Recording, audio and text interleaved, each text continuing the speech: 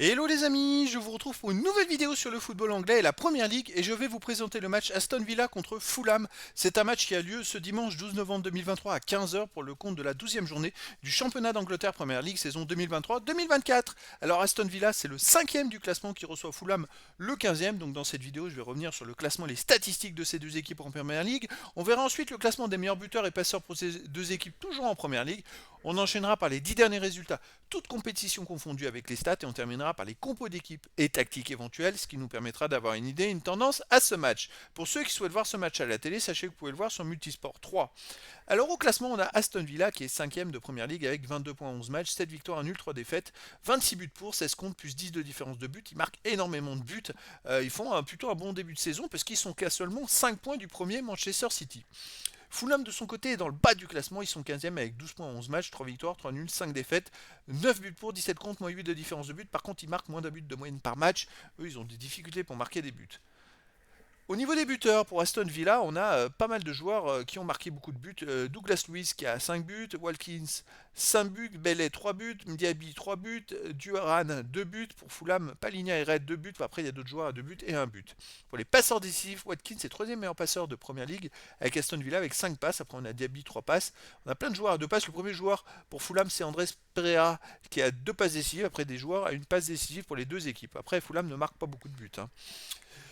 Côté des 10 derniers résultats, toutes compétitions confondues, Aston Villa, bon, ça reflète un peu le classement qu'ils ont en Première Ligue. 7 victoires, 1 nul, de défaite, 23 buts pour, 10 contre, plus 13 de différence de but. Alors chez eux, ils restent sur une victoire 2-1 contre Alkmaar. Une victoire 3-1 contre Luton, une victoire 4-1 contre West Ham. Ah tiens, ils avaient gagné déjà la 9e journée contre West Ham, ouais, les 4-1. Des beaux résultats, 1-0 contre Mostar en C4. C'est vrai que après ils jouent en C4 en Coupe d'Europe, donc ils affrontent des équipes qui sont censées être plus moins fortes, donc c'est pour ça qu'ils ont des victoires. 6-1 contre Brighton chez eux et une défaite 2-1 contre Everton. Donc depuis cette défaite 2-1 contre Everton, ils ont enchaîné quand même 5 victoires de suite à domicile. Mais par contre, on peut noter qu'à part contre Mostar, ils prennent à chaque fois au moins un but. Alors, Fulham de son côté, sur les 10 derniers matchs joués, c'est 4 victoires de nul, 4 défaites, 11 buts marqués, 14 encaissés, moins 3 de différence de but. À l'extérieur, il reste sur une belle victoire à Ipswich, 3-1, un nul à Brighton, un partout, une défaite à Tottenham, 2-0. On remonte une. Après, avant, c'est assez bizarre. Une grosse défaite à Manchester City, 5-1. Ils ont enchaîné 5 matchs de suite chez eux, après 3 matchs de suite à l'extérieur. C'est très très bizarre. Mais c'est vrai que voilà, je pense que c'est aussi ce qui fait que c'est difficile pour eux d'être réguliers. Quand on joue 5 fois de suite à la maison, c'est quand même étrange, hein. Au niveau des compos d'équipe possibles, alors pour Aston Villa, ce serait du classique 4-4-2 et gardien Martinez, défense cash, contre ça.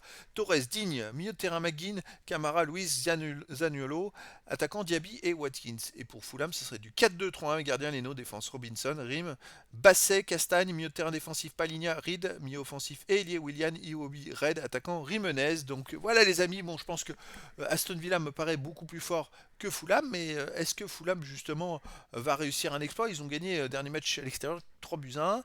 Bon, ils viennent de perdre chez eux 1-0 contre Manchester United. Bon, après, voilà, ils ont joué le 4 novembre. À noter qu'Aston Villa a joué en Coupe d'Europe contre Alkmaar chez eux le 9 novembre. Donc, effectivement, je dirais que ça fait 8 jours que Fulham n'a pas joué. Et pendant ce temps-là, Aston Villa a même joué le 5 et le 9. Donc, est-ce qu'ils vont être plus fatigués? Eh bien, verdict, les amis, rendez-vous tout à l'heure, ce dimanche 12 novembre 2023, à 15 heures, pour le match de la 12e journée du championnat d'Angleterre Première Ligue saison 2023-2024. Aston Villa, le 5e du classement, reçoit Fulham, le 15e. Voilà, les amis, je vous dis à très bientôt pour une nouvelle vidéo.